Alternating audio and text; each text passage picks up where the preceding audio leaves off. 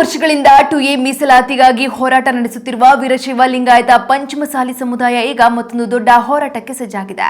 ಈ ಬಗ್ಗೆ ಮುಂಡಂಗೋಡದಲ್ಲಿ ಸುದ್ದಿಗೋಷ್ಠಿ ನಡೆಸಿದ ಕೂಡಲ ಸಂಗಮದ ಜಯ ಮೃತ್ಯುಂಜಯ ಸ್ವಾಮೀಜಿ ಅವರು ನಮ್ಮ ವಿದ್ಯಾರ್ಥಿಗಳಿಗೆ ಸ್ಪರ್ಧಾತ್ಮಕ ಪರೀಕ್ಷೆ ಹಾಗೂ ಉದ್ಯೋಗದಲ್ಲಿ ನ್ಯಾಯಯುತ ಅವಕಾಶ ಸಿಗಬೇಕೆಂದರೆ 2A ಮೀಸಲಾತಿ ಅನಿವಾರ್ಯ ಎಂದು ಸ್ಪಷ್ಟಪಡಿಸಿದ್ದಾರೆ. ಈ ಹೋರಾಟದ ಮುಂದಿನ ಹಂತದ ರೂಪರೇಷೆಗಳನ್ನು ಸಿದ್ಧಪಡಿಸಲು ಮತ್ತು ಸಮಾಜವನ್ನು ಒಗ್ಗೂಡಿಸಲು ಜೂನ್ 14ರ ರವಿವಾರದಂದು ಉಳವಿಯಲ್ಲಿ ಮೀಸಲಾತಿ ಸಂಕಲ್ಪ ಕಾರ್ಯಕ್ರಮ ಹಮ್ಮಿಕೊಳ್ಳಲಾಗಿದೆ.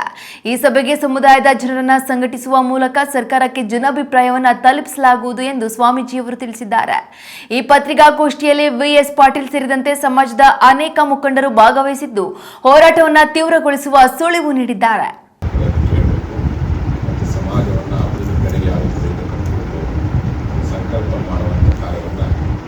ವರ್ಷ ಅಧಿಕ ಮಾಸ ಮತ್ತು ಆಷಾಢ ಮಾಸದಲ್ಲಿ ಈ 2 ವರ್ಷಗಳು ಮಾಡಿಕೊಂಡು ಬಂದಿರ್ತಕ್ಕಂಥದ್ದನ್ನು ಸಂಕ್ರಮಣಕ್ಕೆ ಬಯಸ್ತೀವಿ.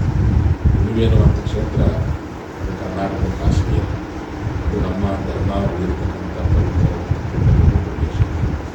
ಅಂಥ ಉಳುವೆ ಅನ್ನುವಂಥ ಕ್ಷೇತ್ರದಲ್ಲಿ ನಾವೆಲ್ಲರೂ ಸಂಕಲ್ಪ ಮಾಡುವ ಮೂಲಕವಾಗಿ ನಮ್ಮ ಹಕ್ಕುಗಳನ್ನು ಪಡೆಯುವಂಥದ್ದು ವರ್ಷದೊಳಗಾಗಿರ್ತಕ್ಕಂಥ ನಮ್ಮಲ್ಲಿರ್ತಕ್ಕಂಥ ಅನುಕೂಲಗಳು ಲಿಂಗಾಯತ ಮಹಾಪೀಠದ ಸ್ವಾಮಿಗಳು ಆಗಮಿಸಿದ್ದಾರೆ. ಅವರ ಪಾದಾರವಿಂದಗಳಿಗೆ ನಮಸ್ಕರಿಸ್ತಾ ಇದ್ದೀವಿ.